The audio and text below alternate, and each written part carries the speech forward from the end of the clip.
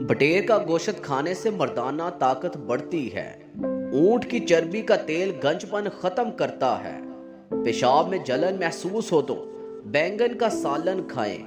कद्दू की सब्जी खाने से दिमाग तेज होता है। खाना खाने के बाद मीठी चीज खाएं, खुराक जल्दी हजम होती है।